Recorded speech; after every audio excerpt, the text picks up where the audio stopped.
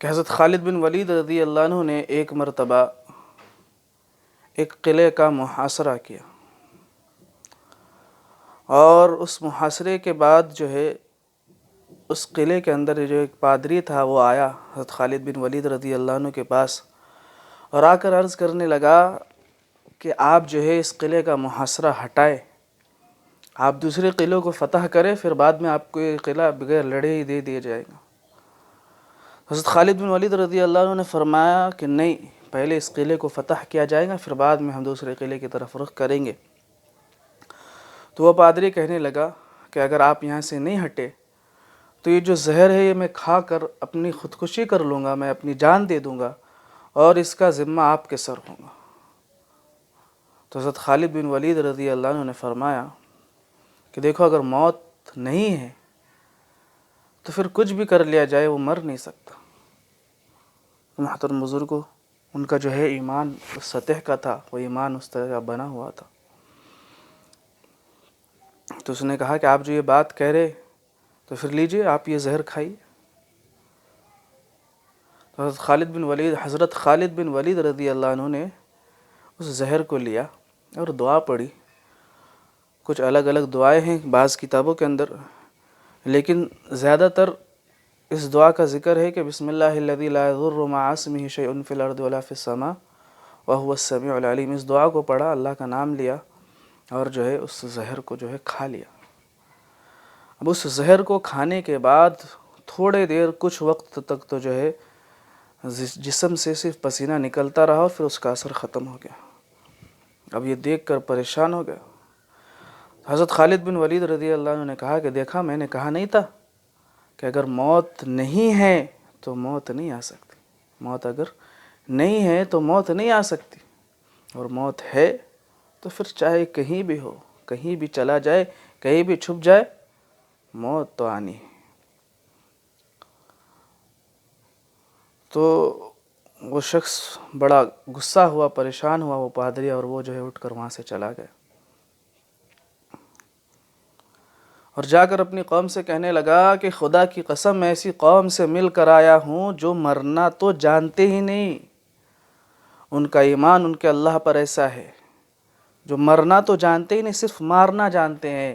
تو اس لیے جو ہے بہتر ہوگا کہ اس قلعے کو ان کے حوالے کر دیا جائے۔ میرے پیارو، اللہ ہمیں سمجھائے، اللہ ہمیں وہ ایمان نصیب فرمائے، اللہ ہمیں ایمان کی اس سطح تک پہنچائے۔ آج کے جو حالات ہے یہ بہت پر خطر ہے، بہت خطرناک ہے، اور اس حالات کے مد نظر میں آپ لوگوں کے سامنے میں نے اس واقعے کو پیش کیا کہ ہمارا صرف اب ایک ہی کام باقی ہے کہ ہم اپنے اللہ کی طرف رجوع کریں، اپنے اللہ کو منائیں، اپنے ایمان کو اس سطح تک پہنچائے کہ پھر ہمارے اوپر اس زہر کی طرح جو کام ہو رہا ہے، جو چیزیں ہو رہی ہے، تو یہ چیزیں اثر نہ کریں۔ میں اشارتاً اس بات کو کہہ رہا ہوں، اللہ ہمیں سمجھنے کی توفیق عطا فرمائے۔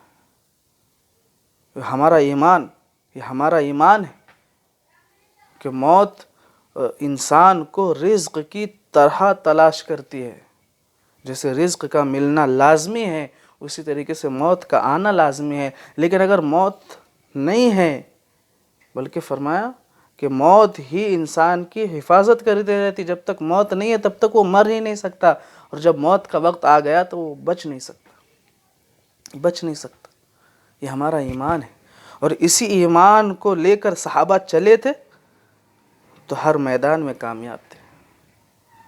کہ جب جنگ ہوتا تھا، بعض جگہ میں نے پڑھا، جب جنگ ہوتا تھا تو صحابہ کرام اپنے شعر و شاعری کے انداز میں میدان جنگ کے اندر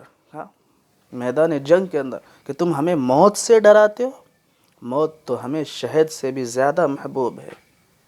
میرے پیارو سمجھو، موت تو ہمیں شہد سے بھی زیادہ محبوب ہے۔ یہ ہمارا ایمان ہے، یہ ہمارے ایمان کی سطح ہے۔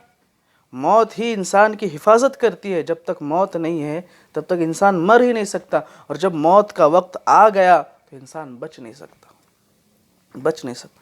حکایت رومی کے اندر ایک واقعہ لکھا کہ ایک شخص تھا، حضرت سلیمان علیہ السلام کا دور، تو حضرت اس وقت میں جو ہے وہ ایک شخص تھا، اس نے جو ایک مرتبہ وہ بہت بے چینی میں اور تڑپتا ہوا اور بہت پریشان حال جو ہے حضرت سلیمان علیہ السلام کے دربار میں حاضر ہوا۔ حضرت سلیمان علیہ السلام نے پوچھا کہ بھئی کیا بات ہے، تو کیوں اتنا پریشان ہے، کیا وجہ بنی؟ تو وہ شخص کہنے لگا کہ مجھے ملک الموت یعنی حضرت عزرائیل علیہ السلام نے مجھے غصے سے دیکھا ہے، مجھے غصے سے دیکھا ہے۔ کیا وجہ بنی؟ تو پھر تو کیا چاہتا کیا ہے؟ میں چاہتا ہوں کہ آپ کی حکومت جو ہے ہواؤں پر بھی ہے، تو آپ مجھے جو ہے ہواؤں کو حکم کرے کہ وہ مجھے جو ہندوستان پہنچا دے، مجھے ہندوستان پہنچا دے، تاکہ میں حضرت عزرائیل کی اس غصے سے بچ سکوں۔ حضرت سلیمان علیہ السلام نے ہوا کو حکم دیا اور ہوا نے جو ہے اس شخص کو ہندوستان پہنچا دیا۔ اب وقت ہو گیا، چلا گیا، دوسرے دن دربار کے اندر حضرت سلیمان علیہ السلام نے حضرت عزرائیل علیہ السلام سے، ملک الموت سے، موت کے فرشتے سے پوچھا کہ بھئی اس شخص کو تمہیں غصے سے دیکھنے کی کیا وجہ بنی؟ تم نے اس کو غصے سے کیوں دیکھا؟ اگر تم نے اس لیے دیکھا کہ وہ اپنا گھر بار چھوڑ کر کہیں اور چلا جائے، یہ تو بہت غلط بات ہے۔ تو آگے جواب سنیے، میں کیا عرض کرنا چاہ رہا ہوں سمجھیے، وہاں موت نہیں تھی تو زہر کھا کے بھی اللہ نے بچایا، موت نہیں تھی۔ اب یہاں حضرت عزرائیل علیہ السلام نے عرض کیا تھا، میری وہ جو نظر تھی وہ حیران کن نظر تھی۔ کیوں؟ فرمایا کہ مجھے اللہ نے حکم دیا تھا کہ فلاں شخص کو جو ہے ہندوستان کے اندر جا کر اس کی روح قبض کر، فلاں شخص کی ہندوستان کے اندر جا کر اس کے روح کو قبض کر۔ مجھے اللہ نے حکم دیا تھا، آج اس کے روح کو قبض کرنا تھا، مجھے اللہ نے حکم دیا تھا، اس کے روح کو نکالنا تھا۔ تو میں نے جب اس کو یہاں دیکھا تو میں حیرانی سے اس کو دیکھ رہا، میں حیرانی سے اس کو دیکھ رہا ہوں کہ وہ یہ شخص یہاں ہے اور مجھے اللہ نے حکم دیا ہے کہ میں اس کا ہندوستان میں جا کر جو ہے اس کا جو ہے روح کو قبض کروں۔ تو میں نے اس کو حیرانی بھری نظر سے دیکھا، اور پھر جب میں ہندوستان پہنچا اس کی روح کو نکالنے کے لیے تو پھر میں وہاں بھی دیکھ کر اس کو حیران ہوا کہ یہ شخص یہاں کیسے۔ پھر مجھے پتہ چلا کہ اللہ کا حکم تھا، موت اس کو آنی تھی، کہاں آنی تھی؟ ہندوستان کے اندر آنی تھی، وہ کہیں اور موجود ہے، وہ کس طریقے سے وہاں پہنچے گا؟ میں نے حیرانی کے نظر سے دیکھا۔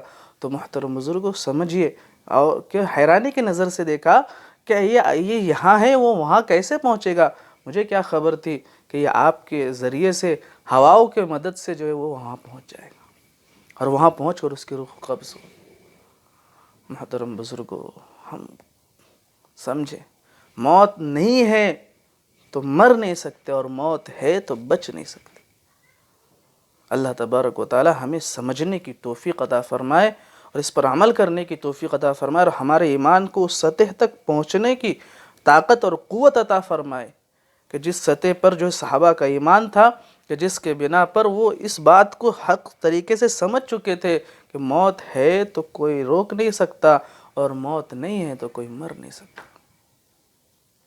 اللہ تبارک و تعالی عمل کی توفیق عطا فرمائے۔ وآخر دعوانا ان الحمد للہ رب العالمین۔